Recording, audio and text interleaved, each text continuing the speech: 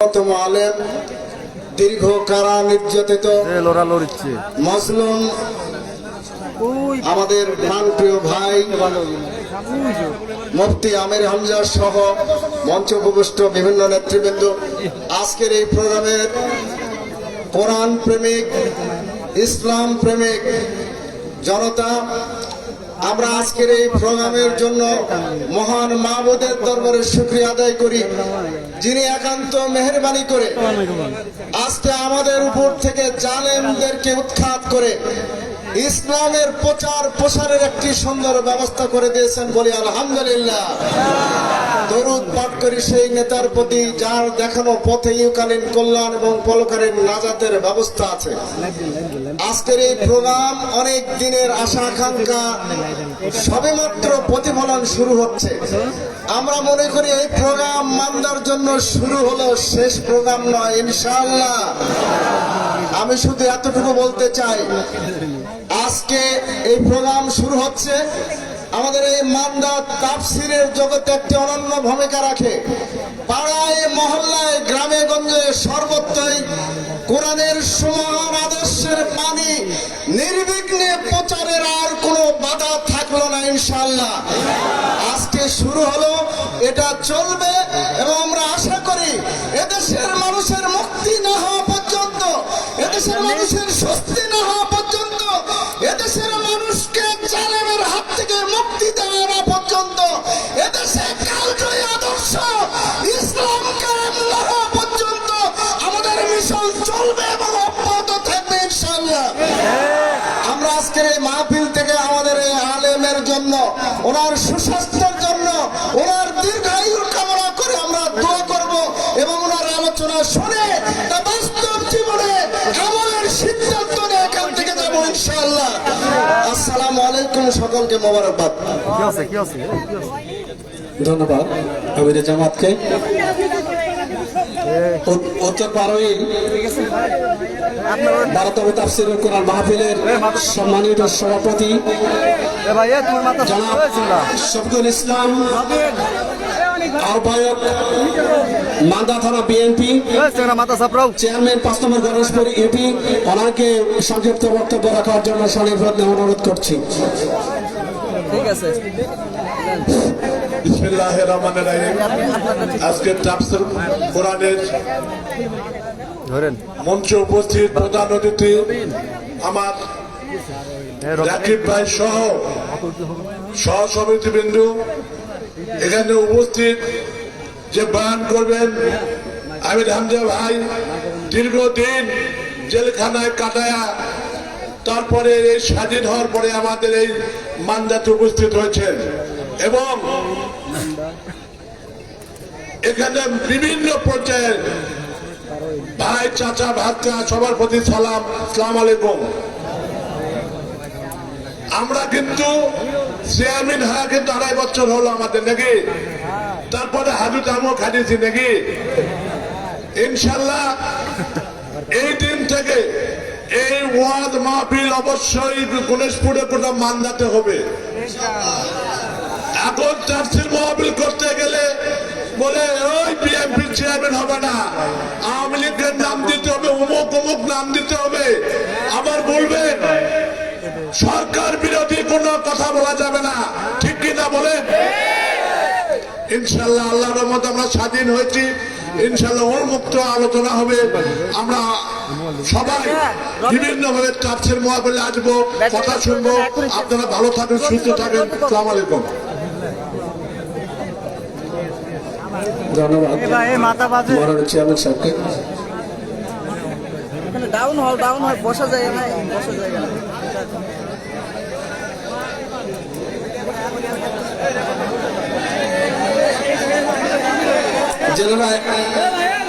যারা বিভিন্ন জায়গাতে এলোমেলো করছেন, যারা পশ্চিম সাইডে আছেন প্লিজ একটু পূর্ব সাইডে যান, একটু এপার থেকে দেখতে পাবেন না। আপনারা যদি সামনে যান তাহলে পরিবেশটা আরো সুন্দর হয়। তাফসীরুল কোরআন মাহফিলের সৌন্দর্য আর একটু বর্ধন হয় আর কি। আমরা তাৎক্ষণিক হওয়ার কারণে পরিবেশটাকে আরো সুন্দর করতে পারিনি, এই জন্য আমরা তাফসীর কমিটির পক্ষ থেকে আন্তরিকভাবে দুঃখিত। আপনারা একটু সামনে যান।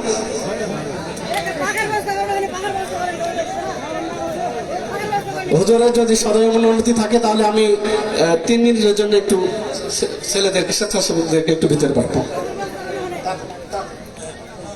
স্বেচ্ছাসেবকগণ তোমরা একটু তাড়াতাড়ি ভিতরে ঢুকে যাও।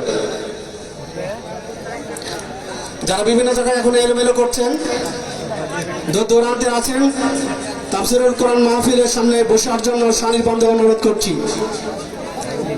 যারা এখনো দিক বিদিক ঘোরাফেরা করছেন, যারা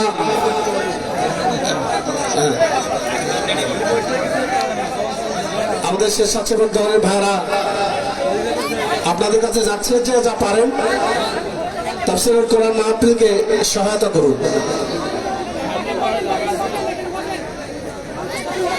স্বেচ্ছাসেবক দলকে ঢোকার জন্য, ভিতরে ঢোকার জন্য বলছি। বিভিন্ন দিক দিয়ে তোমরা মাহফিলের মধ্যে ঢুকে পড়ো। সময় 3 মিনিট। বিভিন্ন জায়গা দিয়ে তোমরা ঢুকে পড়ো। যেনারা এখনো এলোমেলো ভাবে ঘোরাফেরা করছেন, তাফসীর মাহফিলে বসার জন্য সারিবদ্ধ অনুরোধ করছি। যেনারা এখনো পশ্চিম পাশে অবস্থান করছেন, একটু কষ্ট করে হলেও সামনে বসার জন্য অনুরোধ করছি।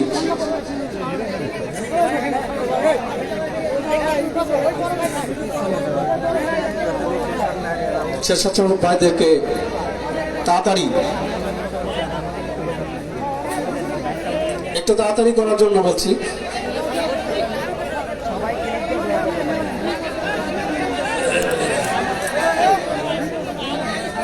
স্বেচ্ছাসেবক ভাইদেরকে বলছি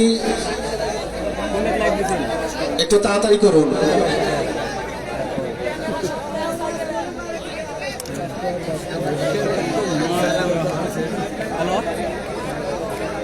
যারা এলোমেলো ভাবে ঘোরাফেরা করছেন, সামনের দিকে বসার জন্য সারিবদ্ধ অনুরোধ করছি। না, দোকানে লোক আছে, দোকানে যাও। শুরু করে দেন। আমি বাইরে আসছি, দোকানে লোক আছে, যাও, সমস্যা নাই, করে দিবি, যাও। আমার দোকানে হইতে মহিলাদের মধ্যে যারা বোনেরা আছো, তোমাদেরকে কালেকশন করার জন্য অনুরোধ করছি। মহিলাদের মধ্যে যারা আছো, কালেকশন করার জন্য সারিবদ্ধ অনুরোধ করছি। একটু তাড়াতাড়ি, একটু তাড়াতাড়ি। হুজুরে দেন, হুজুরে দেন, হুজুরে দেন। এই গরম লাগে হুজুরের।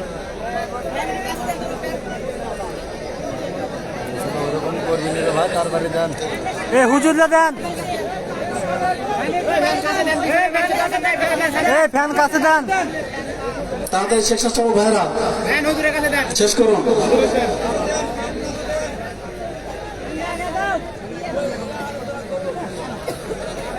শেষ করুন।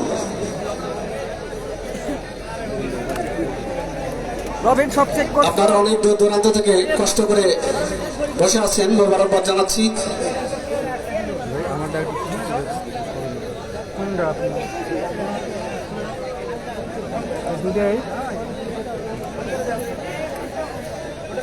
এত সুন্দর ভাই, তাতে শেষ করার জন্য বলছি।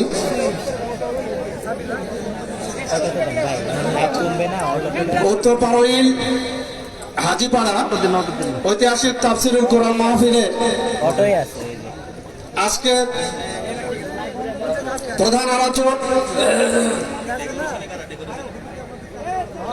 হযরত মাওলানা আন্তর্জাতিক খাতি সম্পাদক মুফাসসির কোরআন হযরত মাওলানা মুফতি আমির হামজা কুষ্টিয়া, ওনাকে কোরআন এবং হাদিস থেকে তাফসীর পেশ করার জন্য সনির্বন্ধে অনুরোধ করছি।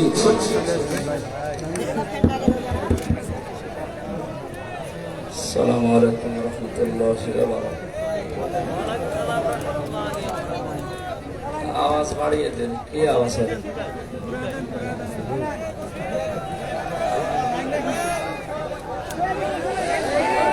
أعوذ بالله من الشيطان الرجيم بسم الله الرحمن الرحيم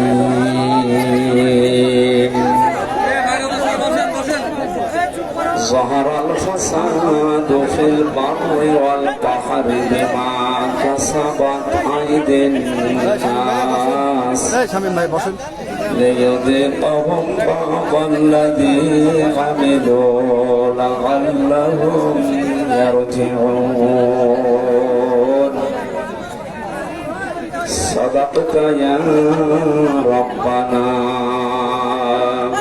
اللهم صل على محمد وعلى آل محمد كما صليت على إبراهيم وعلى آل إبراهيم إنك حميد مجيد اللهم بارك على محمد وعلى آل محمد كما باركت على إبراهيم وعلى آل إبراهيم إنك حميد مجيد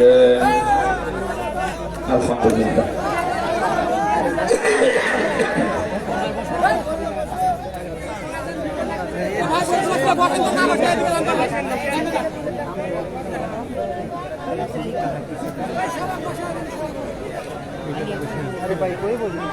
কথা বন্ধ করে স্যার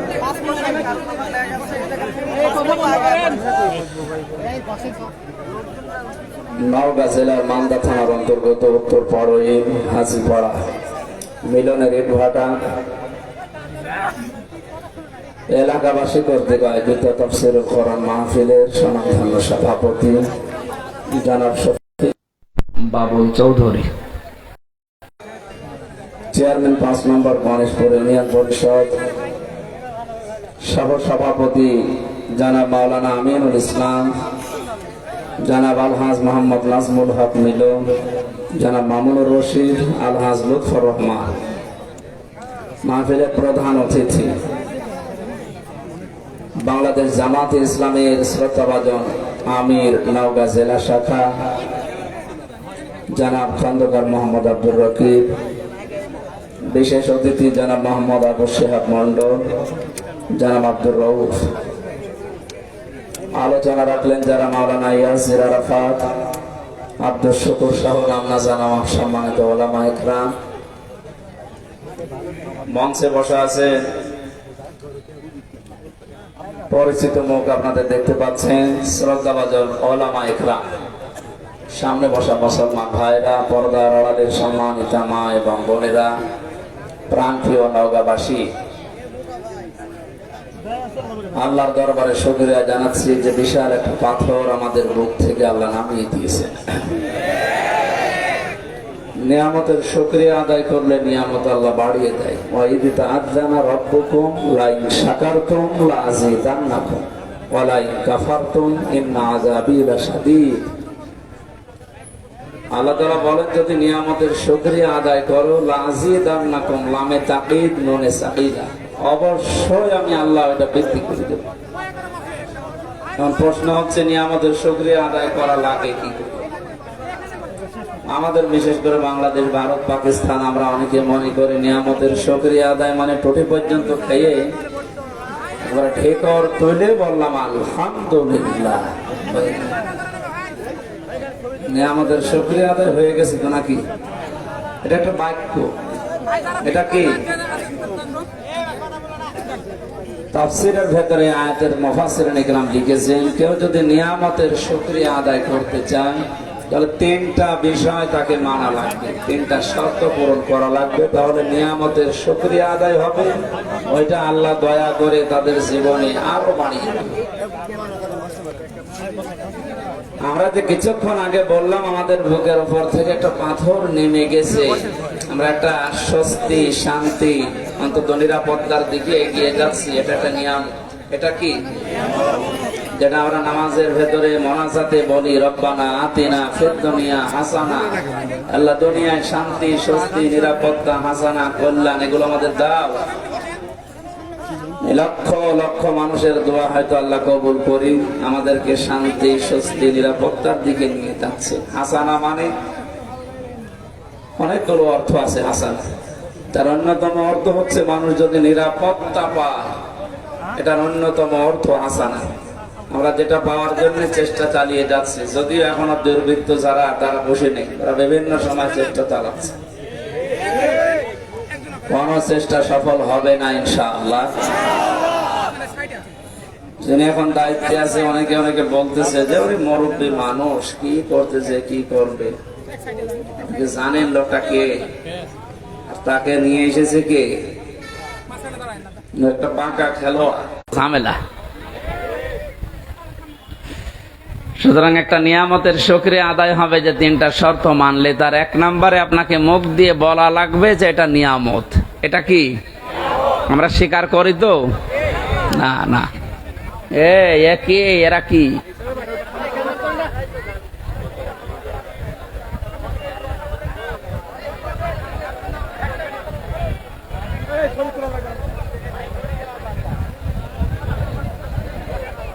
জন্য পরিবেশ যদি নষ্ট হয় সব গুনাহ হবে আপনার।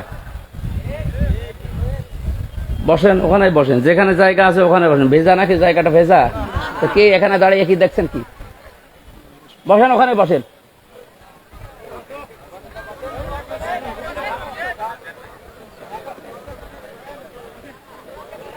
ছায়া জায়গায় বসেন, অসুবিধা নেই, কিন্তু কথা বলবেন না ভাই। একটা মানুষ শুনতেছে, আপনি কথা বলে নষ্ট করেন না। আর এটা তো প্রতিদিন প্রতি রাতে হচ্ছে না, এক বছর না, আমি আজ 4-5 বছর পরে আসলে নরম ভাষায় বললাম এটা। আর দ্বিতীয় নম্বর, আল্লাহর ফতোয়া যেটা আছে, কোরআনের কথা যেতে কেউ বাধা দেয়, তার জানাজার নামাজ নেই, তারে কবরে দেওয়ার দরকার নেই, কারণ ও এমনিও জাহান্নামে যাবে, অমনিও জাহান্নামে যাবে। অনেকে চালাচ্ছে, সবচাইতে বেশি শ্রম এবং কোরবানি যারা দিয়েছে তাদের ভেতরে আপনারা সবাই স্বীকার করবেন এক বাক্যে, বাধ্য হবেন, বাংলাদেশ জামাত ইসলামী। এটা সবাই জানে, সে কিন্তু কোরআনের কিসের? কোরআনের রাজনীতি করা ফরজ। 903টার উপরে আয়াত আল্লাহ ডাইরেক্ট ইনডাইরেক্ট মিলে দিয়েছেন। ওটা ফরজ না হলে এত কথা দিত না। যেহেতু প্রচলিত যে রাজনীতির কথা আমরা অনেকে বুঝতে চাইতে পারি না, কোনো দিকে চেপে না, আমি আল্লাহর দিকে তাকিয়ে কথা বলি, ওইভাবে বলবো ইনশাআল্লাহ। আমাদের আসল উদ্দেশ্য আল্লাহ যেন আমাদের পরিবর্তন করে দেন। নিয়ামতের শুকরিয়া আদায়ের যে জায়গায় 2.5-3 ঘন্টা তারা আলোচনা করেছে, বিভিন্ন মতামত দিয়েছে। আপনার কি মনে হচ্ছে যে এই 500 আলেম এক জায়গায় তাদের মতামত কোরআনের উপরে, হাদিসের উপরে তুলে ধরলো? আগস্ট মাসের 5 তারিখের আগে 500 না, 5 মুমিনিন ওয়ালা ইয়াজিদুজ জালিমিনা ইল্লা খাসারা। আল্লাহ পাক বলেন, হে নবী, কোরআন নাজিল করার ধারাবাহিকতায় এমন এমন বিধান আমি দিয়েছি যেটা যদি পালন করা যায় মুমিনদের জন্য রোগ মুক্তির কারণ হবে, শেফা হবে। সময় যখন আল্লাহ আমাদেরকে দিয়েছেন, এ নিয়ামতের শুকরিয়া আদায় করার ক্ষমতা কোরআনের আছে, ওটা দেখা দরকার। কোরআনের ওই ঔষধ অ্যাপ্লাই না করার কারণে 53 বছরে বহু আইন দিয়ে মুক্ত করার চেষ্টা চালিয়েছে চোর, কিন্তু চোর মুক্ত হয়েছে? চোর যাই ছিল, এই 17 বছরে আরো বেড়েছে। এক একজন যে কত বড় বড় চোর এখন ধরা পড়ছে।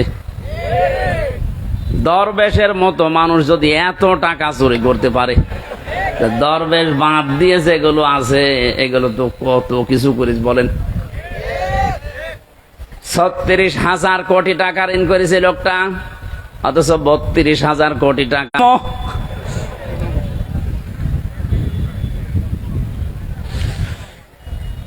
এই জন্য চোর মুক্ত করার জন্য বহু চেষ্টা চালিয়েছে, 0 টলারেন্স পর্যন্ত ঘোষণা দিয়েছিল বঙ্গবন্ধুর মেয়ে। পারে তো নাই, চোর দিন যত গেছে তত বেড়েছে। কারণ চোর মুক্ত করার জন্য যে ঔষধ দরকার, 53 বছরে পড়ে নাই।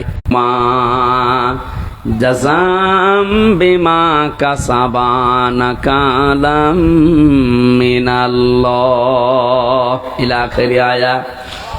আল্লাহ পাক বলেন, চোর পুরুষ হোক আর নারী হোক, সাক্ষ্য প্রমাণে যদি ধরা পড়ে যায় অবশ্যই তার হাত কেটে দেওয়া লাগবে। এটা হচ্ছে দুনিয়ার শাস্তি। কোন জায়গার? আখেরাতে কি হবে সেটা আল্লাহ জানে। এবার বাস্তবের দিকে নিয়ে আসেন। আপনি কে কোন আদর্শ মানেন, দল করেন, আমি জানি না। তো কোরআনের এই আয়াতটা যদি 53 বছর আগে যখন সংবিধান তৈরি হয়েছিল স্বাধীন করার পর, ওই সময় যদি আমরা এই আইনটা জারি করে দিতে পারতাম, আমার মনে হচ্ছে এই 24 সালে হাজারো মানুষের হাত শরীরে থাকতো না। বিশেষ করে বড় বড় চোরগুলো, অনেকে মনে করছে চুরি করলেই হাত কেটে দাও তাহলে দেশে লাগবে। আর যদি স্বভাবে চুরি করে কেউ, আমার তো মনে হয় দেশে যারা বড় বড় চোর একটারও কোনো অভাব নেই, সবই স্বভাবের চোর। এটা মানুষের টাকা লাগে কত, চুরি করে তাও যদি আপনি নিয়ে যেতে পারতেন, আপনাকে আমি কিছু বলতাম না। নৌকায় পার হচ্ছিল, ওর বন্ধুরে যখন ধরেছে, বন্ধু বলছে আমি একা ধরা খাবো। ওই যে আল্লাহর ওলি কোনটা, ওই যে সালমান এফ রহমান, তো ওর দাড়ি গো, ওগুলো দাড়ি কেটে ফেলেছে। তো আপনি কি করলেন বলেন তো? এখন এই যে ডিম খাচ্ছেন উপর দিয়ে নিচ দিয়ে, আরো তো জায়গা মতো পড়েননি। আমাদেরকে যে সমস্ত জালেমদের হাতে দিয়েছিলেন, আপনাদেরকেও যদি ওই রকম সামনে কেউ পড়ে যায়, ডিম দেখবেন জায়গায় দিয়ে দেবে। এই যে হাতের আঙ্গুল নখ তুলে ফেলে, এগুলো রিমান্ডে দেখাচ্ছিল যে আমরা যে এইভাবে নখ তুলি। তো এইরকম লোক জালেম শুধু ওদেরই, আর জালেম নেই, এখনো আছে। এই জন্যে আপনার কিছুই হয়নি। এই আয়াতটা যদি কার্যকর থাকতো, আপনি চুরিও করতে পারতেন না, আজ আপনার উপরে ডিম খাওয়া লাগতো না। কোরআন নাজিল করার ধারাবাহিকতায় যেহেতু বিভিন্ন ঔষধ আছে, এগুলো এখন সব জায়গায় প্রতিষ্ঠিত করা দরকার। তাহলে জান্নাত, মিনি জান্নাত আপনি বাংলাদেশে দেখতে পাবেন। এই জন্য এই নিয়ামতে সবাই আনন্দিত না। ওয়ালা ইয়াজিদু যালিমিনা ইল্লা খাসারা। হে নবী, জালেমদের জন্য কোরআনে কোনো ঔষধ নেই। কোরআনের যত সুন্দর কথায় তাদেরকে শোনান, তাদের শুধু ক্ষতি বৃদ্ধি হবে, রাগ হবে। এই জন্য বাংলাদেশে দ্বিতীয়বার স্বাধীন হওয়ার পরে অনেকের মনে আনন্দ নেই। কিছু মানুষের মনে এখনো পর্যন্ত দুঃখ, এখনো তাদের ক্ষতি বৃদ্ধি হতে আছে। দিন যত যাবে, জালেমের কোনো সুসংবাদ নেই, ও আরো প্যাচে পড়বে। কারণ কি বলেন তো? কারণ জালেম যারা, এই শব্দটা এত ভয়ঙ্কর মারাত্মক শব্দ। কোরআনে কারিমে আল্লাহ যত কঠিন কঠিন কথা দিয়েছেন, সবচাইতে বড় কঠিন বক্তব্য দিয়েছেন জালেমের বিরুদ্ধে। আল্লাহ পাক বলেন, ইন্নামাস সাবিলু আলাল্লাযিনা ইয়াযলিমুনান নাস ওয়া ইয়াবগুনা ফিল আরদি বিগাইরিল হক। ইলা আখিরি আয়াত। সূরা সূরার 42 নম্বর আয়াত প্রথম অংশে আছে, আল্লাহ বলেন আমি আল্লাহর মামলা হবে তাদের বিরুদ্ধে যারা মানুষ হয়ে মানুষের উপরে জুলুম করেছে। এই আয়াত অনুযায়ী এখন বলেন তো, বাংলাদেশে আল্লাহর মামলার আসামি আছে না নেই? আল্লাহ ইয়াজলিমুনাল মুসলিমুনা দেননি, যে মুসলমানদের উপরে যারা জুলুম করেছে। ইয়াজলিমুনান নাস, মানুষ হয়ে যারা মানুষের উপরে করেছে, তাদের জন্য আল্লাহর মামলা রেডি হয়ে আছে। এই 17 বছর আপনি কি করলেন? বিবেকের কাছে প্রশ্ন করেন। আপনি হামজার মামলার আসামি না, আপনি আল্লাহর মামলার আসামি। দ্বিতীয় শব্দ আরো মারাত্মক, ওয়ায়াবগুনা ফিল আরদি বিগাইরিল হক।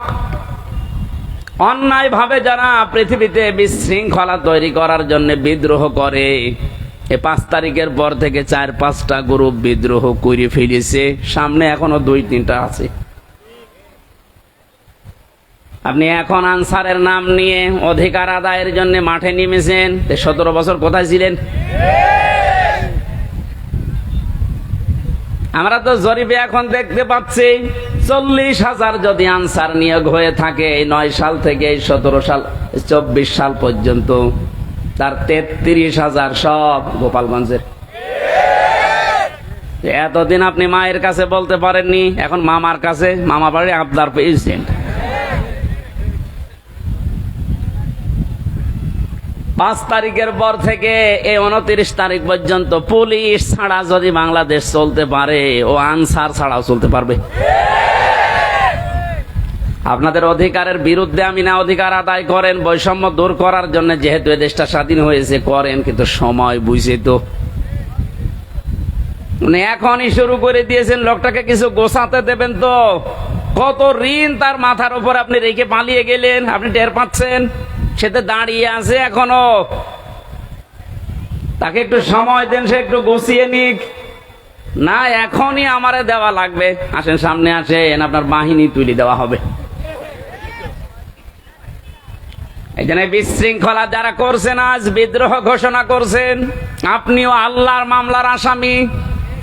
পারে নাই প্রথমে হিন্দুদের দিয়ে, হালে পানি নেয়নি, এরপরে প্রধান বিচারপতিকে দিয়ে একটা চেষ্টা চালিয়েছিল, আল্লাহ নষ্ট করে দিয়েছে।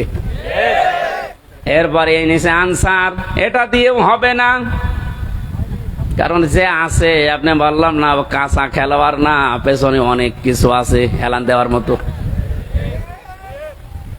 আমার মোবাইলে সর্বোচ্চ কল আসলে আসবে, সর্বোচ্চ আসলে আমার মনে হয় তারেক জিয়ার পিএস অপু ভাইয়ের কাছ থেকে কল আসতে পারে, কারণ ওনার সাথে আমি 3 বছর ছিলাম জেলে। আর একটু বেশি আসলে গিয়াসউদ্দিন মামুন ভাইয়ের কাছ থেকে আসতে পারে, ওনার সাথেও ছিলাম 3 বছর।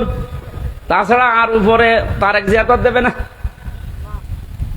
ডক্টর মোহাম্মদ ইউনূসের মোবাইলে কল আসে বারাক ওবামার কাছ থেকে, জো বাইডেনের কাছ থেকে, শি জিনপিং এর কাছ থেকে। টের পাচ্ছেন ওর খুঁটি কোন জায়গায় বাঁধা, ওর পেছনে কি ধাক্কা দেওয়া আছে দেওয়ালে? আপনার আন্দাজে লাফান, বাস্তবতা কিছু জানেন?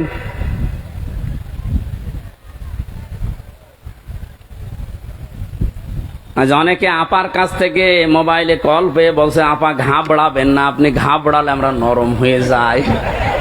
একটা পাগল, কোন জামানায়, কোন দেশে, কোন গর্তের ভেতরে আছে, ও টের পাচ্ছে যে লোকটা কি, যে লোকটা ভারতকে এই থ্রেট দিতে পারে, বেশি ঝামেলা করলে 7 সিস্টার উড়িয়ে দেব, তার পেছনে কি খুঁটি আছে আপনি জানেন না। ও যদি এই মুহূর্তে চাপ দিয়ে বলে যে ভারত যারে নিয়েছেন বধূ হিসাবে ফেরত দেওয়া লাগবে কালকের ভেতরে, কারণ এ কথা তো ওর কথা নাই, কথা ওকে বলাচ্ছে, ভারত বাধ্য হবে 24 ঘন্টার ভেতর ফেরত দিতে। 24 ঘন্টা লাগবে না, 24 মিনিটে ফেরত পাঠাবে। এইরকম একটা লোক, আর আপনি আন্দাজে এখান থেকে ফতোয়া দেন, বাপা ঘাবড়াবেন না, কিসের ঘাবড়াবেন না? আপনি 2টা পিটনি খেলে সব ভুলে যান, আর তার সিকিউরিটিতে গেছেন। এই জন্য বাস্তবতা আপনি কিছুই টের পাচ্ছেন না ভাই, অনেক দূরের বিষয়। আমি সামনে আসা আয়াতের ভেতরে যদি আসে, আমি সামনে কথা বোঝাবো ইনশাল্লাহ। যেটা বোঝাতে চাচ্ছিলাম সহজ সরল ভাষায়, আজ বিশৃঙ্খলা তৈরি করার জন্য যারা বিভিন্ন বাহিনীকে কাজে লাগাচ্ছেন, আমার তো যতটুকু বাস্তবতা, রিমান্ডে আরে 3 বছর জেলে থেকে দেখেছি, ওদের চরিত্র এত খারাপ, ওই মানুষগুলো শেষে দেখবেন পতিতাদেরকেও রাস্তায় নামিয়ে দেবে। কোনো কিছুতে কোনো কিছু উপরে উঠতে পারবেন না, কারণ ছাত্রদের আন্দোলন শুধু না, আমার মনে হয় আল্লাহ ফেরেশতা পাঠিয়েছিলেন, আবাবিল পাখি পাঠিয়ে যেমন আল্লাহ রক্ষা করেছিলেন কাবা ঘরকে, বাংলাদেশে আল্লাহ একটা কিছু দেখাতে চায়, এই জন্য আল্লাহ ছাত্রদের মতো ফেরেশতাদেরকে আল্লাহ শহীদ করিয়েছে। মনে করছেন শহীদ হয়ে গেছে, এ মানুষগুলো এমনি এমনি শহীদ হয়নি। ওয়ালিয়ালাম আল্লাহুল্লাযীনা আমানু ওয়া ইয়াত্তাখিযা মিনকুম শুহাদা।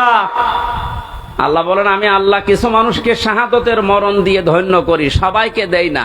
যার জীবন যৌবন, যার কর্ম অ্যাক্টিভিটিস এগুলো আমার ভালো লাগে, তাকে আমি সাধারণভাবে মরণ দেই না, মরণ দেই শাহাদতের। তাছাড়া শহীদ আবু সাইদ, আপনার কি মনে হয় একটা লোকের জীবনের ন্যূনতম মায়া নেই? 4টা গুলি খেয়েছে বুকে, তাও দাঁড়িয়েছিল, শেষে আর পারে নাই, পড়ে গেছে। আপনি একটা খান তো, শুধু শব্দ শুনলে পালাবেন। এরপরও কিছু মানুষ এখন কথা তুলছে না, সবাই পালায়, আরো নিচে বুক পেতে দেয়। আত্মহত্যা করেছে, শহীদ হয়নি। আহলে হাদিসের নাম নিয়েছে এই লোকটা, এই কথা বলেছে। আহলে হাদিসের লোক না, এ একটা প্রতারক।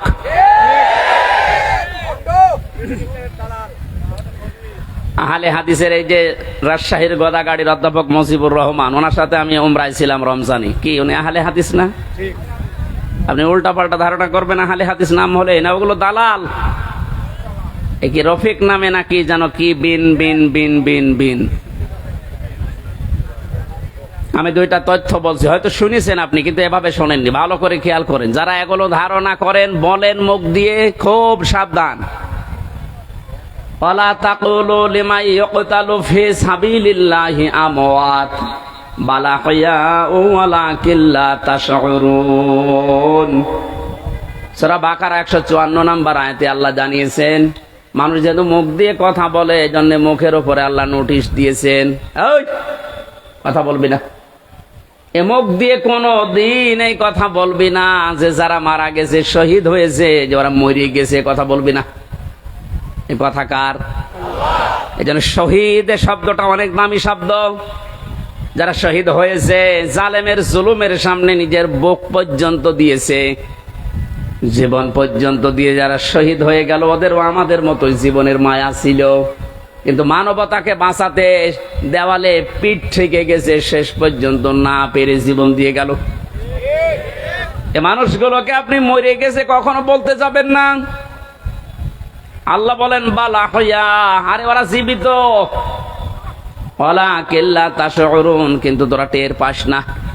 এরপরে মানুষ যেহেতু হৃদয়ে কল্পনা আনতে পারে, ধারণা করতে পারে, এজন্য আল্লাহ ধারণার উপরে নোটিশ দিয়েছে, ওয়ালা তাহসাবান্নাল্লাযীনা কুতিলু ফি সাবিলিল্লাহি আমওয়াতা বাল আহইয়াউন ইনদা রাব্বিহিম ইয়ারযাকুন। সূরা আলে ইমরান 169 নম্বর আয়াত। তাফসীরে ফি জিলালিল কোরআনের ব্যাখ্যাটা ব্যাপক লেখা আছে, আমি সামিরাইজ করে বলছি। আল্লাহ বলেন, ওই ধারণাও করবি না, যারা আমি আল্লাহর জন্য জীবন দিয়ে গেল, এরা মারা গেছে, এরকম ধারণাও করবি না, বরং তারা জীবিত এবং আমি আল্লাহর কাছে তারা রিজিক পায়। জোরে বলেন সুবহানাল্লাহ। এজন্য বড় কঠিন সতর্ক থাকা লাগবে এই বিষয়গুলোতে। অনেক জালেম পর্যন্ত এখন উঠে পড়ে লেগেছে এই শান্ত দেশকে অশান্ত করার জন্যে। আপনি কিন্তু হামজার মামলার আসামি থাকবেন না। আমরা যদিও এই জালেমদের বিরুদ্ধে, ওরা যেমন 50টা মামলা বলেছিল আমারে দেবে, আমরা 100টা দেবো এখন। কিন্তু আপনি তার আল্লাহর, আমার হামজার মামলার আসামি থাকছেন না, আপনি সরাসরি আল্লাহর মামলার আসামি হয়ে যাচ্ছেন। আপনার দুনিয়াও শেষ, আখিরাত তো শেষই। এরপরও অনেকে বলে হুজুর মাফ করে দিলে কি না, জালেমদের মাফ করলে মজলুমের উপরে অবিচার হয়। কারণ আপনি তো ওই জায়গায় পড়েননি, তাই এ কথা বলছেন। 18 কোটি মানুষ যদি এদেশে মাফ করে দেয়, আয়না ঘরের সাথে যারা জড়িত ছিল, ব্যারিস্টার আরমানের বউ তাকে মাফ করবে? আপনার কি মনে হয় যে আন্দাজ বললে মাফ করে দেবে? আপনি থেকে দেখেন তো, স্বামী ছাড়া 8 বছর। আরে ভাই, একটা মানুষকে আপনি যদি মেরে ফেলতেন, তাহলে তার বউটা অন্য জায়গায় বিয়ে করতে পারত। এর কথা বলছেন এখন। আর আপনি এমন জায়গায় রাখেন, এই জন্য আয়না ঘর মারা বানিয়েছে। আমার মনে হয় ওটা ধ্বংস করে ফেলা লাগবে না, ওটা রেখে দেন, ওটা টুরিস্ট প্লেস হিসাবে রেখে দেন। মানুষেরা ওইটা দেখতে যাবে, আর সামাম পৃথিবীর মানুষ জানবে যে বাংলাদেশে জালেম ছিল। মানুষ কত বড় নৃশংস, কত বড় জুলুমকারী হলে এই যে মাটির নিচে, এই ঘরের ভেতরে মানুষকে তাও 2-5 দিন রাখেন। 8 বছর রেখে দিয়েছে, কারোর 10 বছর, কারোর 12 বছর। আমিও মাটির নিচে ছিলাম যেখানে, আমি শুনেছি, আমারও তো বেশি দিন রাখে নাই। কি যে মানুষের একেবারে সহ্যের বাইরে চলে যায় ওই জায়গাটা। এই হাঁটুর ভেতর দিয়ে হাত দিয়ে, এরপরে আবার এখানে হ্যান্ডকাপ দিয়ে বেঁধে একটা মানুষ এভাবে ঘন্টার পরে ঘন্টা, দিনের পরে দিন, মাসের পরে মাস, বছরের পর বছর এভাবে রেখে দেয়। শুধু টয়লেট করার জন্য 1.5 মিনিট সময় দেয়। আমার সাথে যে আলেম ছিল মুফতি ফখরুল ইসলাম, কি কষ্ট যে লোকটাকে দিয়েছে। এই জন্য জালেম যারা, এদেরকে হেদায়েত আল্লাহ দেবেন না। আমি দোয়া করলেও হবে না। কাবা শরীফের ইমামও যদি দোয়া করে এই জালেমের জন্য, ওকে আল্লাহ হেদায়েত দেবে না, ওকে জাহান্নামে দেবেই। আমি এইটা বানালাম। এই কথা বন্ধ করেন। আল্লাহু লা ইয়াহদিল কওমাজ জালিমিন, এ কোরআনের আয়াত না আমি বানালাম? এক কথা বলেন। এই যে ইহদি, এখানে আলেম আছে না? মোজারে, এটা বর্তমান, ভবিষ্যৎ, প্রেজেন্ট, ফিউচার। আল্লাহ পাক বলেন আমি জালেমদেরকে হেদায়েত দিচ্ছি না, দেবও না। সুতরাং যারা জুলুম করেছেন, আপনি জানতেন না যে আয়না ঘরে কারা থাকে? অবশ্যই আপনি জানতেন, আপনার কথা মতোই হয়েছিল। এই জন্য আপনি আল্লাহর হেদায়েত থেকে বঞ্চিত। যতবার হজ করেন না কেন, তাহাজ্জুদ মিলে পড়েন, আপনি হেদায়েত পাবেন না। আর হেদায়েত কেউ না পেলে সে জান্নাত পাবে? বলেন বলেন। তাহলে আমরা একবারে ফতোয়া দিতে পারি যে আপনি চির জাহান্নামী, নাকি বেশি বলে ফেললাম? না না, আমি যা পড়েছি তাই বলছি। কারণ জালেমদেরকে আমি দোয়া করলো, আল্লাহ হেদায়েত দিচ্ছে না, দেবে না। কিয়ামতের ময়দানে আল্লাহ পাক দুই শ্রেণীর মানুষকে নবীর হাত থেকে হাউজে কাউসার খেতে দেবেন না। কয় শ্রেণী? এক নম্বরে যারা ইসলামের ভেতরে নতুন নতুন বিষয় ঢুকিয়েছে, বেদাত বলে যারে, এদেশে সবচাইতে বেশি এটা। আমার তো ভয় হয় এই কারণে যে বাংলাদেশের হাজারো মুসলমান আমরা নবীর উম্মত দাবি করছি, কিন্তু এই বেদাত করার কারণে আল্লাহর নবীর হাত থেকে পানি পাবো না। দুই নম্বরে যারা জুলুম করে এবং জালেমের যারা প্রশংসা করে, তার সাহায্য করে, সহযোগী হিসাবে কাজ করে, এরা নবীর হাতের হাউজে কাউসারের পানি পাবে না। আপনি এই হাদিসটা এবার বাংলাদেশে মিলান। কত হাজি জালেমের সহযোগী, জালেমকে ভালোবাসে, সাপোর্ট করে, এই কারণে নবীর হাতের ওয়ারিশ হিসাবে সে পানি পাবে না। এরকম মানুষ হাজি দেশে নেই? আপনার দুনিয়াও শেষ, আখেরাতও শেষ। আপনি কি করলেন? এখন আর ফিরে আসার সময় আপনার আর নেই। আপনি যা করেছেন এর হিসাব আপনাকে দেওয়া লাগবে, কারণ আপনি একেবারে সীমানার বাইরে চলে গেছেন। যে সমস্ত পাপের কারণে আল্লাহ দুনিয়ায় শাস্তি নাজিল করে, তার ভেতরে অন্যতম পাপ, মানুষ যখন সীমা লঙ্ঘন করে ফেলে, তখন আল্লাহ 8 প্রকার শাস্তি দুনিয়ায় দেয়। আমি একটা একটা করে কোরআন দিয়ে ওইদিকে যাবো ইনশাল্লাহ। আপনারা আছেন তো ময়দানে? নিয়ামতের শুকরিয়া আদায় যদি করতে চান, তাহলে মুখ দিয়ে বলেন যে হ্যাঁ, এটা নিয়ামত। এটা বিশাল একটা পাথর বুকের উপর থেকে আল্লাহ নামিয়ে দিলেন, এটা কি? কিন্তু যারা স্বীকার করছে না, এখনো অনেক জালেম নেই যে স্বীকার করছে না, এখনো পর্যন্ত এই দুর্বিসন্ধিতে লিপ্ত আছে। 2 নম্বরে নিয়ামতের শুকরিয়া আদায় করার শর্ত হচ্ছে আপনার মনের ভেতরে একটা আলাদা আনন্দ আপনি অনুভব করবেন, যেটা সত্যি আমরা পাচ্ছি, সবাই পাচ্ছে। এত বড় জুলুম বিদায় নেওয়ার পরেও যদি আপনার মনের ভেতরে আনন্দ না আসে, শান্তি না লাগে, নবীজি হাদিসের ভাষায় পড়েছি, মানুষের এই পশমগুলো তখন খাড়া হয়ে যায়। বাম স্তনের 2 আঙ্গুল নিচে যে গোস্তের টুকরা আছে, ওই টুকরাটা লাফালাফি করে। আমার তো 5 তারিখের পর থেকে যে আনন্দ, এমনিতে এই কোরআনের এবং হাদিসের এই শব্দের গুলোর সাথে আমার বুক এবং হাত, পশম সব মিলে যাচ্ছে। আমি দেখতে পাচ্ছি এখনো অনেকের মেলছে না। এই কথা বলছেন কেন? 3 নম্বরে নিয়ামতের শুকরিয়া আদায় হবে যে উদ্দেশ্য নিয়ে আপনি ওটা কায়েম করেছিলেন, ওটা একেবারে সর্বশেষ জায়গায় পৌঁছিয়ে দেওয়া।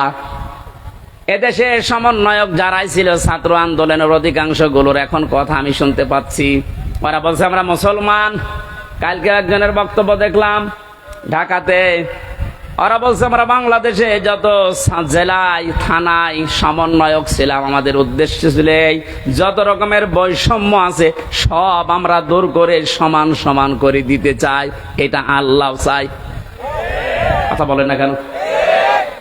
আমরা যেহেতু 96% মুসলমান এই দেশে, দল মত আমরা যাই করি না কেন, 53 বছর তো দেখলাম যে মানুষ চালালে কেমন লাগে না, দেখি নাই? বাবা চালিয়েছে কেমন লাগে আমরা দেখেছি, স্বামী চালিয়েছিল কেমন লাগে আমরা দেখেছি, চাচা চালিয়েছে যেভাবেই হোক দেখেছি, বুবু চালিয়েছিল, ভাবি চালিয়েছে, শুধু এখন দেখতে বাকি আছে কোরআন দিয়ে দেশ চললে কেমন দেখা যায়। আপনি সমন্বয়ক যত আছে আমার মনে হয় যদি 500 জন থাকে 498 জন এই কথা বলতে বাধ্য হবে যে আমরা বৈষম্য দূর করার জন্য আন্দোলন আরম্ভ করেছিলাম, আর এটা দূর করার জন্য কোরআন ছাড়া অন্য কোন নিয়ম দুনিয়ায় নেই। অন্য নিয়ম আসলে আবার বৈষম্য শুরু হবে। কোরআনে কারিমে কোনো বৈষম্য আছে? নেই। নেই যে এটার প্রমাণ কি? আফালা ইয়াতাদাব্বারুনাল কুরআন ওয়ালাউ কানা মিন ইনদি গায়রিল্লাহি লাওয়াজাদু ফীহি ইখতিলাফান কাসীরা। এটা বৈষম্য বিরোধী আয়াত। আল্লাহ পাক বলেন সূরা নিসার 82 নম্বর আয়াতে আছে 5 পারার 10 পৃষ্ঠা 3 নম্বর লাইনে রব্বুল আলামিন বলেন, কি হয়েছে তোদের? আমার কোরআন নিয়ে কেন চিন্তা ভাবনা করো না? আমি কোরআনে এমন কোন বক্তব্য দেইনি যে একটার সাথে আরেকটা মেলে না। আল্লাহর কোরআনে আপনি এমন কোন বক্তব্য পাবেন না যে আজকে দিলাম এই 2 দিন পরে ওইটার সাথে আর আগের কথার মিল নেই। এমন কোন বক্তব্য কোরআনে আছে? আরো জোরে বলেন। সুতরাং এ দেশে যে বৈষম্য সত্যি সত্যি আমরা দূর করে নিয়ামত যে এটা প্রমাণ করতে চাই। সময়ের এখন সবচাইতে বড় দাবি হচ্ছে আল্লাহর কোরআনকে এখন এ দেশে কায়েম করা। এইটার বিরুদ্ধে আছেন কারা? হাত তোলেন তো।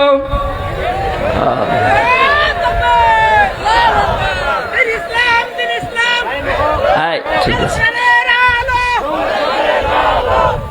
মানুষের এখনো মনে হয় ওই ঘোর কাটেনি। আমার মনে হয় আমান আজমি ভাই এই যে জেল কি আয়না ঘর থেকে এসে এখনো যেমন স্বাভাবিক হতে পারেনি, ব্যারিস্টার আরমান আয়না ঘরে 8 বছর থাকার পরে এখনো উনি স্বাভাবিক হতে পারেনি। আমিও জেলখানায় 3 বছর, আমি এখনো স্বাভাবিক না। এখন ওই দেশের আমার মনে হয় জনগণ এখনো স্বাভাবিক হয়নি, মনে করছে 5 তারিখের আগে আসি না। এখন আর 5 তারিখ নেই, এখন 29 তারিখ। কত বলেন বলেন। যেন এর দাবি এখন এইটা, যেহেতু বৈষম্য দূর করার জন্য সংস্কার করার জন্য সব জায়গায় কাজ চলছে, সব চাইতে বড় সংস্কার হবে এখন যে জালেমগুলোর কারণে পুলিশ বাহিনীর বদনাম হয়েছে ওদেরকে প্রকাশ্যে যা ভালো লাগে ওরা করা দরকার। সব পুলিশের দোষ আছে? কখনো না। হাতে গোনা কয়েকটা জালেমদের দোষক যারা ছিল, বিশেষ করে আমার রিমান্ডে যে কয়েকজন ছিল, আমি তো অন্যগুলোর খবর ভালো জানি না, এদের আমি চিনি। আমি আকিজ গ্রুপে চাকরি করতাম, আবদিন হাসপাতাল। এই শয়তানরা আমারে তুলে নিয়ে টাকা খাবে বলে ওই মালিককে এখন এই 5 তারিখের আগেও টাকা নিয়েছে। আমার মামলার আয়োজে ছিল মিজানুর রহমান, এই মাদারীপুরে ট্যাকের হাটে বাড়ি। এরে খুঁজে বেড়াচ্ছে, যদি পায় এরে পিটিয়ে মেরে ফেলবে। আমার কুষ্টিয়াতে আমাদের সামনে 14 জন মানুষকে একদিনে মেরেছে 5 তারিখে, একদিনে। দারোগা সাহেব আলী। কুষ্টিয়ার মানুষ যদি ওর চেহারা পায় কি যে করবে মানুষ, কারণ যারা মারা গেছে সব আমার বাড়ির আশপাশে।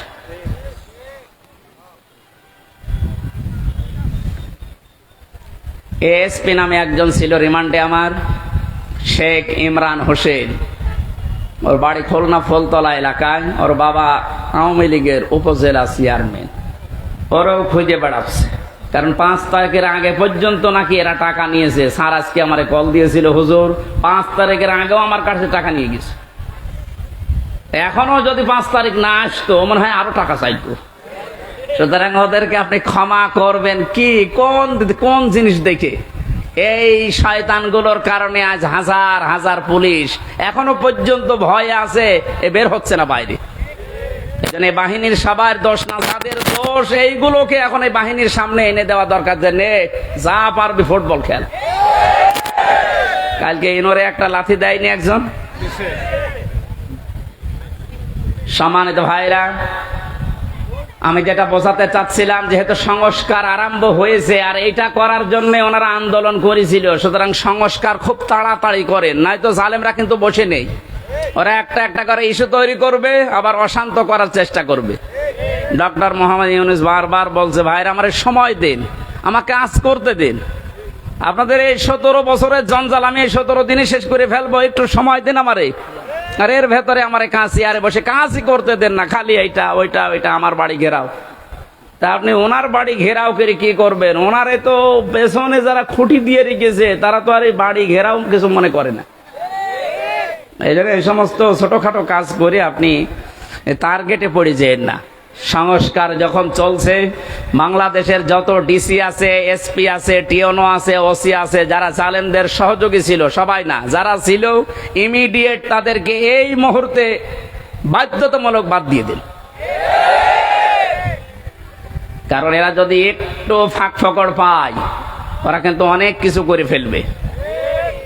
এই জন্য আমাদের উচিত হচ্ছে তাড়াতাড়ি করে এই সংস্কারগুলো খুব তাড়াতাড়ি আরম্ভ করা।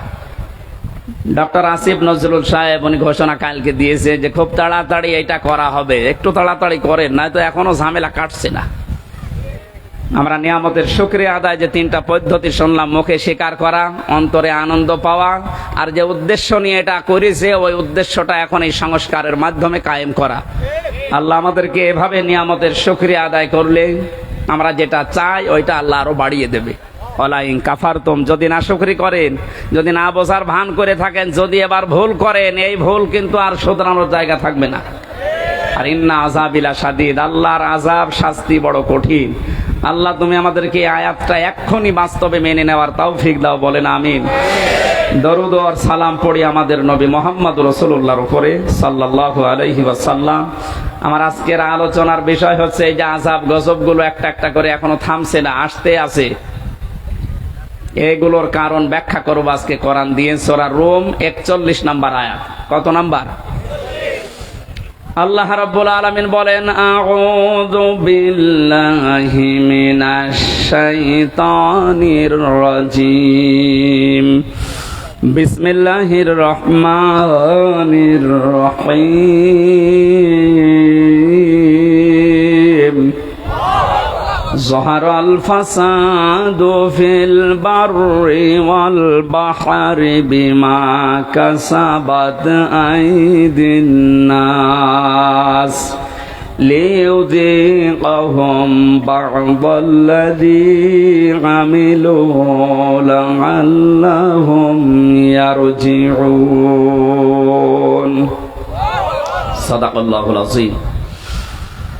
আল্লাহ পাক বলেন, জলে স্থলে যে বিপদ আপদ মুসিবত, যে গজবগুলো দেখতে পাচ্ছ, সব কিন্তু তোমাদের হাতের কামাই করা বস্তু।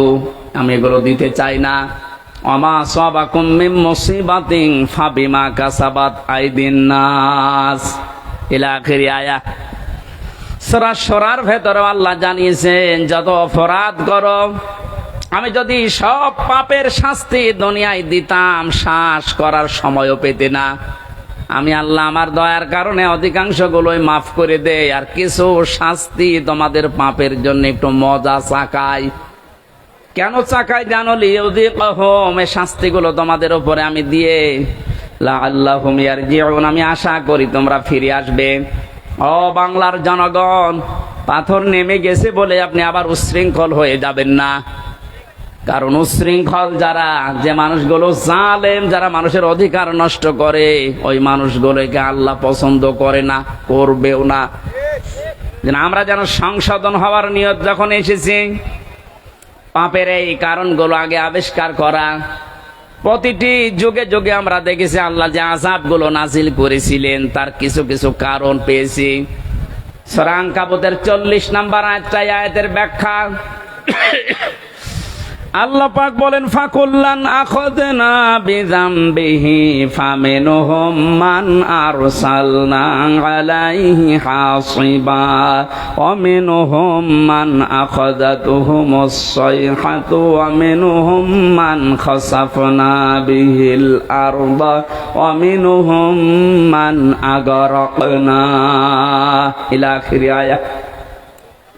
আমি প্রত্যেক যুগে পাপীদের পাপের কারণে আমি তাদেরকে, তাদের অপরাধের কারণে আমি পাকড়াও করেছিলাম। কাউকে আমি বৃষ্টির ভেতরে বৃষ্টি দিয়ে দুনিয়া থেকে বিদায় দিয়েছি, কাউকে পাথরের বৃষ্টি। কাউকে আমি আল্লাহ বন্যা দিয়ে দুনিয়া থেকে বিদায় দিয়েছি। এরকম 8-9টা শাস্তির কথা আয়াতের ব্যাখ্যায় আমরা পেয়েছি। এখন যেহেতু বন্যা চলছে, কি চলছে? যদিও আমার যতটুকু ধারণা বা বাস্তবতায় যা দেখছি, এর জন্য এককভাবে দায়ী আমাদের এই প্রতিবেশীরা। ওরা আমাদের যখন ডাকবে তখন দেয় না, যখন আমরা নিজেরাই ডুবে যাই তখন ছাড়ে। কি একটা আশ্চর্য প্রতিবেশী আল্লাহ আমাদেরকে দিয়েছেন। আর এই প্রতিবেশী নিয়ে অনেকে গর্ব করে। প্রতিবেশী যদি প্রতিবেশীর মতো না হয়, তাদের বিরুদ্ধে আল্লাহ পাক নিজে অভিযোগ দায়ের করবেন। সুতরাং আপনারা প্রতিবেশী হিসাবে যা করছেন, এটা প্রতিবেশীর কাজ না। আমরা তাফসিরে হাদিসে এমনও পেয়েছি, প্রতিবেশীর মর্যাদা মূল্য এত বেশি, নবীজি বলতেন মাঝে মাঝে যে জিবরাইল যেভাবে প্রতিবেশীর কথা আমারে শোনায়, আমার তো মনে হচ্ছে যে আমার জমি জায়গা আবার প্রতিবেশীকে দিয়ে দেয়া লাগে কিনা। এত হক, এত অধিকারের কথা জিবরাইল এসে প্রতিবেশীর বিষয়ে নবীকে জানাতেন। আর আমরা কি কপাল নিয়ে আসলাম, প্রতিবেশী একটা পেয়েছি, কন্যা দিয়ে দিলাম, তারপরও বন্যা দিয়ে শেষ করে দিচ্ছে। আর কি দেব? যিনি বলেছিলেন যা দিয়েছে ভোলার মতো না, কোনদিন ভুলতে পারবে না, তাকেই তো দিয়ে দিলাম। কন্যা দেওয়ার পরে যদি বন্যা খাওয়া লাগবে, জানতাম যে কন্যা জীবনও দিতাম না। হেলিকপ্টারের মালিককে বলে দিতাম যে ভাই ওইদিকে না, যে অন্যদিকে যান। প্রতিবেশী আপনারা কিন্তু টার্গেট হয়ে যাচ্ছেন আল্লাহর। তারপরও যেহেতু প্রতিবেশী, আপনাদেরকে আহ্বান জানাচ্ছি, আপনাদের মানবিক যে দিকগুলো আছে একটু ফুটিয়ে তোলেন। কি অবস্থায় 12-13টা জেলার যে অবস্থা দেখতে পাচ্ছি, সহ্য করার মতন। আমার যেহেতু অনুষ্ঠানগুলো বিভিন্ন প্রান্তে নেওয়া আছে, এই জন্য সবসময় আমি যেতেও পারছি না। অর্থনৈতিকভাবে যতটুকু আমার সামর্থ্য আছে আমি চালাচ্ছি কাজ। বাংলাদেশ জামাতে ইসলামী কুষ্টিয়া জেলা শাখার পক্ষ থেকে ওনারা খরচ করে যাচ্ছে। আমি আহ্বান জানিয়েছি, আমার জেলার ভেতরে যারা আছেন, সঠিকভাবে যদি এই মানভাসী মানুষকে কিছু দিতে চান, অন্যের হাতে দিলে হয়তো 2 নাম্বারই হতে পারে, কিন্তু আমার যতটুকু বাস্তবে দেখা, এদের হাতে দেন, সঠিক জায়গায় পৌঁছিয়ে যাবে, যাচ্ছেও তাই। আপনারা যা করলেন এই মানুষগুলোকে, এদের আর দেখার মতো, শোনার মতো এদের দুঃখ, এরা এখন কিন্তু মজলুম। আর আমরা জানি ইত্তাকি দাওয়াতাল মাজলুম ফাইন্নাহা লাইসা বাইনাহু ওয়া বাইনাল্লাহি হিজাব। আল্লাহ পাক বলেন, পৃথিবীর মানুষেরা আর যাই করো না কেন, মজলুমের বরদুয়া থেকে নিজেকে বাঁচিয়ে রাখবা। খুব ভয়ঙ্কর বিষয়টা। মাজলুম সে যে কেউ হতে পারে। ও যদি সত্যিই মন থেকে এই জুলুমের কারণে কিছু বলে, আল্লাহ কিন্তু সত্যি সত্যি ওটার ফেরত দেয় না, সঙ্গে সঙ্গে কবুল করে নেয়। এর বাস্তব উদাহরণ যে ছোট হুজুরটা রাফিকুল ইসলাম মাদানি, এ ছেলেটা আমার সাথে ছিল প্রথম 2 মাস। আমারে বলছিল, হামজা ভাই আমারে প্রথম ধরার পরে রিমান্ডে যেদিন আমার এরা 12:30টার সময় হাতির ঝিলে নিয়ে গেছে, পুরা উলঙ্গ করেছে, আমার শরীরে 1 টুকরা কাপড় রাখতে দেয়নি, রাস্তা 2 দিক থেকে ব্লক করে আমার পুরা শরীরটা উলঙ্গ করে একটা সিগারেট আমার হাতের ভেতরে ধরিয়ে দিয়েছে। একটা অর্ধ উলঙ্গ মেয়ে লোক কোথা থেকে যেন নিয়ে আসলো, আমার পাশে দাঁড় করিয়ে ছবি তুলতেছে। আর একে অন্যকে বলছে এটা আজকে ছড়িয়ে দেওয়া লাগবে, তাহলে দেশের মানুষ বুঝবে যে হুজুরের অবস্থা কি। উনি বলছে, আমি একজনকে জিজ্ঞাসা করলাম, এক এসআইকে, যে আপনারা যা করলেন আমার সাথে, এটা কি সত্যি ডিবির হারুন স্যার জানে? ওই এসআই বলছে জানে না, মানে ও হারুন স্যারই করাচ্ছে। বলছে, আমি এত অসহায় হয়ে গেলাম ওই সময়, মুখ থেকে আমার বের হয়ে গেল, আল্লাহ যা করলো তুমি তো দেখলে, যেই লোকটার নির্দেশ মতো এগুলো করছে তারে তুমি আল্লাহ ঠিক দেখতেছে।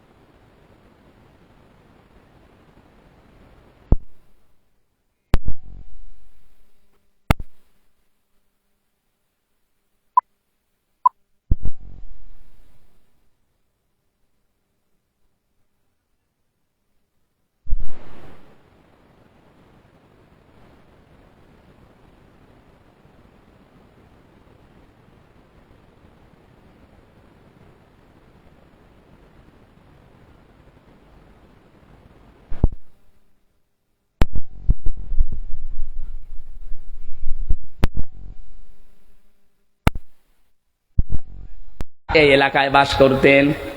ডাক দিয়ে বললেন, আমার জাতির লোকেরা, তোমরা আল্লাহর ইবাদত করো, তিনি ছাড়া ইলাহ এটা আর কেউ নেই। ইলা মানে ইলা শব্দের 4টা প্রধান অর্থ আমি এই আয়াতের তাফসিরে পেয়েছি। এক নয়, ভালো করে শোনেন। এই জন্যই তাফসির মাহফিলে আসতে হয়। আলেমগুলো খেলা করার জন্য এখানে বসে নেই, ওনারা জানে না। এই গুরুত্বপূর্ণ কাজ বাদ দিয়ে ওনার মতো মানুষেরা যদি মোস্তফা আমিন বসে থাকতে পারে, আপনি কি হয়েছেন বলেন তো? ইলা শব্দের যে ব্যাখ্যা দিচ্ছে এবার নিজের জীবনের সাথে মিলাবেন। আল্লাহ রাব্বুল আলামিন জানিয়েছেন প্রতিটি নবীর যে দাওয়াতের পদ্ধতি ছিল, আমি কিছু কিছু কোরআনে কোট করেছি। তার ভেতরে শুআয়ব আলাইহিস সালাম একজন। তিনি জাতির লোকদেরকে বলেছিলেন, জাতির লোকেরা আল্লাহর ইবাদত করো, তিনি ছাড়া ইলাহ নেই। কি নেই? আমরা যেহেতু নবীর ওয়ারিস, নাকি মানেন না? এক কথা বলেন না কেন? আমি তো প্রথমেই বলেছিলাম রাজনৈতিক ভাবে আমি একটা দলকে ভালোবাসি, সাপোর্ট করি, সহযোগিতা করি, কিন্তু এটা তো ওইটা না। আমি জাতির লোককে এখন বাঁচাতে চাই, ওইরকম মন নিয়ে কথা বলছে। আমি নবীর ওয়ারিস হিসাবে এখন দায়িত্ব পেয়েছি। আল্লাহ পাক যে জানিয়েছে নবীদের এই কাজ ছিল, আমরা নবীর ওয়ারিস হিসাবে আমাদের একই কাজ। ওনারা যেটা বুঝিয়েছিল ওইটাই বোঝাচ্ছে, জাতির লোকেরা আল্লাহ ছাড়া কারো ইবাদত করা যাবে না, তিনি ছাড়া কোনো ইলাহ নেই। কি নেই? আরো জোরে বলেন। ইলাহ শব্দের ব্যাখ্যা বললাম কয়টা? 4টা। বলেন বলেন। 1 নম্বরে ইলাহ মানে আল্লাহ পাক বাদ দিয়ে আইন তৈরি করার ক্ষমতা কারো নেই, এই জন্য আল্লাহ ইলাহ। আল্লাহ কি? এটা যতদিন পর্যন্ত আপনি না মানবেন আমি দাওয়াত দিতেই থাকবো আপনাকে, কারণ আপনি এখনো পর্যন্ত ক্লিয়ার না। আইন তৈরি করার দায়িত্ব দুনিয়ার কারো হাতে আল্লাহ ছেড়ে দেয়নি, এটা আল্লাহর হাতে। কারো হাতে ছেড়ে দিলে সে নিজের দলীয় কায়দায়, নিজের ব্যক্তিগত কায়দায়, নিজের স্বার্থে, দলীয় স্বার্থে ওইটা বানাইতো। কথা বলেন না কেন? আল্লাহকে ওই রকম এই কথা বলেন। আল্লাহ রাব্বুল আলামিন যেন সবার জন্য উপকার হয় এমন আইন তৈরি করেন, এই জন্য আইনের বিষয়টা আল্লাহ কাউকে ছেড়ে দেয়নি। রব্বুল আলামিন বলেন, হে নবী, মানুষেরা হয়তো আপনাকে মাঝে মাঝে জিজ্ঞাসা করতে পারে, ইয়াকুলুনা হাল্লানা মিনাল আমরি মিন শাইইন কুল ইন্নাল আমরা কুল্লাহু লিল্লাহ। সূরা আলে ইমরানের 154 নম্বর আয়াতের মাঝের অংশে আছে, 4 নম্বর পারার 9 নম্বর পৃষ্ঠা 3 নম্বর লাইনে। এরপরে আপনি ফতোয়াবাজি করেন, দেখে নেন গা যান। আল্লাহ বলেন, মানুষ যদি জিজ্ঞাসা করে যে আইন তৈরি করবো, আমাদের কোনো ক্ষমতা, কোনো অধিকার, পাওয়ার আছে? আল্লাহ বলেন, আপনি ফতোয়া দেন যে না, এটা শুধুমাত্র আল্লাহর দায়িত্ব। কার? জাতির লোকেরা এটাই তো বোঝাতে সে কুষ্টিয়া থেকে এসেছে যে আল্লাহর আইন বাদ দিয়ে কারো আইন মানা যাবে না, এমনকি মা বাবার আইনও মানা যাবে না। হ্যাঁ, ঠিক আছে তো? না না, এই যে হুজুর বলেন তো, মা বাবার আইন মানা জায়েজ আছে না নেই? আন্দাজ বলেন কেন? وَقَضَى رَبُّكَ أَلَّا تَعْبُدُوا إِلَّا إِيَّاهُ وَبِالْوَالِدَيْنِ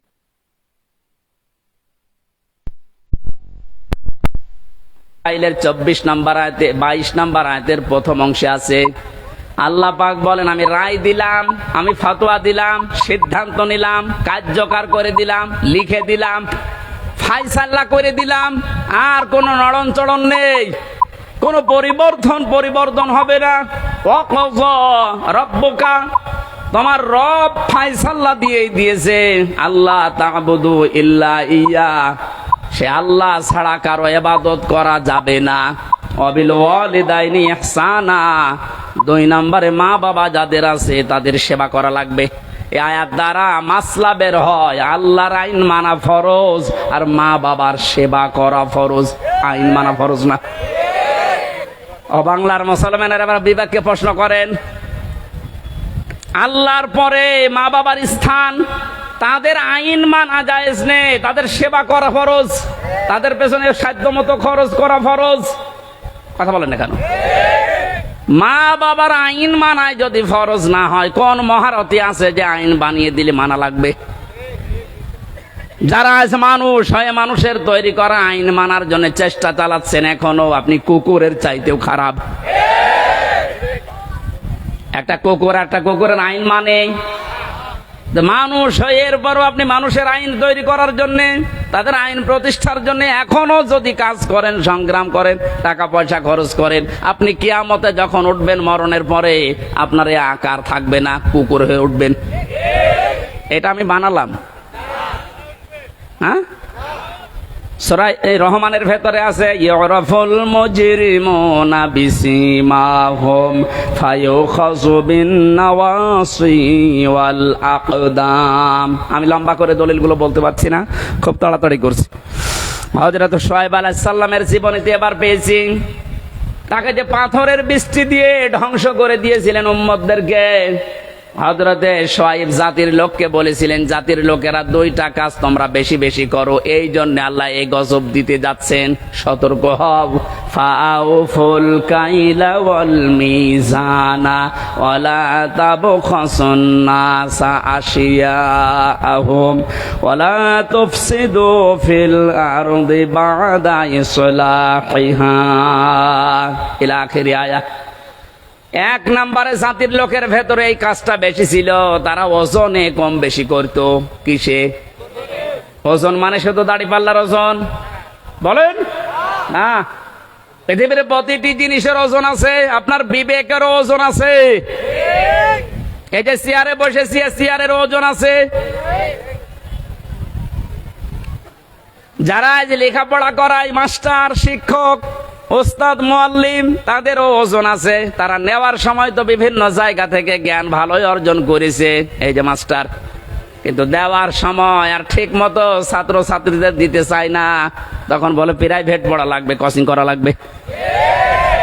কোরআনে কারীম যেন আমাদের নাম নিয়ে আয়াতটা আল্লাহ নাযিল করেছেন, ওয়াইলুল লিল মুতাফফিফিন আল্লাযীনা ইযা ইক্তালু আলান নাসি ইস্তাওফুন। আল্লাহ বলেন ধ্বংস হয়ে যাক ওই দোকানদারগুলো যারা ওজনে কম বেশি করে। এখানে শুধু দোকানদার উদ্দেশ্য না, দুনিয়ায় যে যেখানে আছে ওই জায়গায় নেওয়ার সময় ঠিক মতো নেয়, দেওয়ার সময় যারা কম দেয়, এই মানুষগুলো এই আয়াতের ভেতরে শামিল। তাদের ধ্বংস কামনা করছে কে? যে যে জায়গায় আছে আমাদের ওজন যেন কম বেশি না হয়। আর জাতির ভেতরে ওজনের স্তর ঠিক নেই। ধনীরা অপরাধ করলে ওজন একরকম হয়, গরিব মানুষ অপরাধ করলে ওজন আর এক রকম হয়। নিজের দলীয় লোক অপরাধ করলে ওজন বিচার একরকম হয়, আর অন্য দলের লোক যদি অপরাধের নাম গন্ধ না শুধু শোনে, সন্দেহ করে, বিচার অন্যরকম হয়। এই জন্য তো গজব এসেছে। 2 নম্বরে আল্লাহ বলেন, দুনিয়া শান্ত হয়ে যাওয়ার পরে কেউ যেন বিশৃঙ্খলা করার চেষ্টা করো না, যেটা এখন দিন দিন বাড়ছে। এই জন্য আমরা সাবধান হব। এই 2টা কাজ যদি সমাজে, দেশে জারি হয়ে থাকে, আপনি শুধু না, আমিও বাঁচতে পারবো না। এই জন্য আমাদের সতর্ক হওয়া লাগবে। আল্লাহর গজব নাজিল হওয়ার জন্য যে শাস্তিগুলোর কথা, যে কাজগুলোর কথা, আল্লাহ আমাদের এই কাজ থেকেই বিরত থাকার তৌফিক যেন দান করেন। আপনি কার জন্য ওজনে উল্টা পাল্টা করে বিবেককে বিসর্জন দিয়ে, বাম হাতের ইনকাম দিয়ে উল্টা পাল্টা করে টাকা পয়সা আপনি ইনকাম করে রেখে যাচ্ছেন? কার জন্য বলেন? যার জন্য রেখে যাচ্ছেন আপনি একটু ওই জালেমগুলোর দিকে তাকাতে পারেন না? যারাই করেছিল, এই যে নাম দেখেন না, এক একটা ভিসি বানাতে 50 লাখ টাকা নিয়েছে, একটা কলেজের মাদ্রাসার অধ্যক্ষ বানাতে 20 লাখ টাকা নিয়েছে শুধু মন্ত্রী, বাকিগুলো তো আরো আছে। এই মহিলা ধরা পড়ার পরে কত লাথি, গোতা, কিল, ঘুষি আর গাইল তো আছেই। কি করলো সে? না 8-10 বছর 15 বছর একটু শান্তি পেয়েছে, মন মতো কাজ করেছে। এখন সারাটা জীবন মানুষের ঘৃণা, বরদোয়া আর অপমান নিয়ে বেশি থাকা লাগবে। যে যেখানে আছি ওজনটা ঠিক করে নাই তো কিন্তু শাস্তি আল্লাহ দিতে 10 বছরও লাগবে না, 10 সেকেন্ডই যথেষ্ট। 8টা শাস্তির কথা আমরা তাফসীর থেকে লিখেছি। হযরত হুদ আলাইহিস সালামের জাতির লোকেরা যে অপরাধ করত, তাদের জন্য যে শাস্তি আল্লাহ দিতেন।